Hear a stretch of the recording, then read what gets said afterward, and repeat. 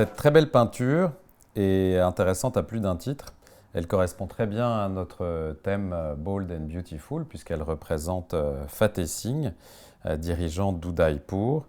Et elle est assez tardive, entre guillemets, mais elle montre pas mal d'enjeux sur l'évolution de la représentation sur les miniatures indiennes, les portraits officiels.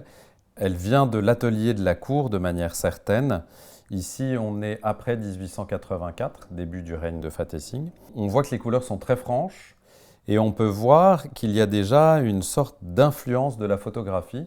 On a même des artistes de la cour qui vont à la fois se diriger vers la peinture et aussi vers la photographie. C'est vraiment le moment pivot où on a dans la représentation des personnages de pouvoir en Inde des influences de la photographie. D'ailleurs, dans certains cas, les peintres de cour vont finir par être remplacés par des photographes de cour. On voit dans le traitement du visage, la manière dont le visage est ombré et dont les visages des attendants sont ombrés, une forme de volonté de réalisme. Cette volonté de réalisme, on la trouve elle trouve son origine dans des périodes déjà plus anciennes, avec tout ce qui est un petit peu company school, les albums de peinture de végétaux qui ont été faits pour Lady Impey, par exemple, ou le Fraser Album à des périodes plus anciennes.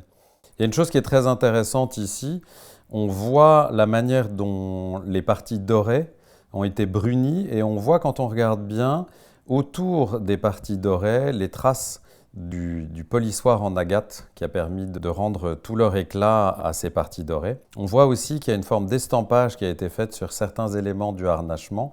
Et avec la lumière, quand on passe, on a un traitement un peu en profondeur, une forme de relief qui joue avec la lumière. Il y a pas mal de détails d'un très grand raffinement. Le rendu du cheval est absolument incroyable. On a l'impression qu'on pourrait l'entendre respirer. Il y a une chose qui est très frappante sur cette peinture, c'est le grand espace vert, le fond uni avec cette couleur très franche qui permet de mettre vraiment en valeur la représentation de Fateh Singh. Alors c'est caractéristique vraiment des portraits moghols, puisque cette tradition commence à la fin du XVIe siècle avec des fonds très neutres qui mettent en valeur le portrait.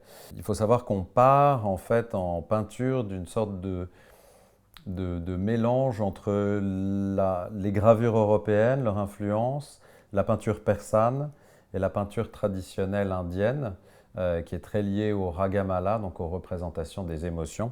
Il est difficile de savoir combien de mains ont participé à cette peinture. Ici, on a une peinture qui a probablement été exécutée par l'artiste Shivalal, qui était le fils de Tara, qui était un artiste à la cour de Sarup Singh, qui est un peintre très important pour la région. Mais il est possible aussi que Liladhar, qui était à la fois peintre et photographe, ait participé à cette peinture.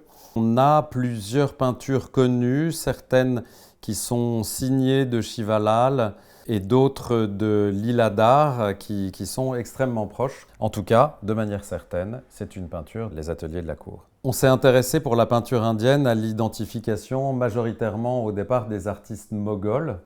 Même si les peintures n'étaient pas signées, on a des attributions, mais beaucoup de choses avaient été écrites sur la peinture moghole du XVIe, XVIIe siècle. Et aujourd'hui, suite à des expositions et des publications telles Masters of Indian Painting, on s'intéresse de plus en plus aux artistes de différentes régions, à mieux identifier les œuvres, faire des corpus. Donc la recherche s'oriente vers l'identification plus précise des artistes miniaturistes, ce qui est passionnant. Et ici, on a un très bon exemple d'une peinture et de sa potentielle attribution.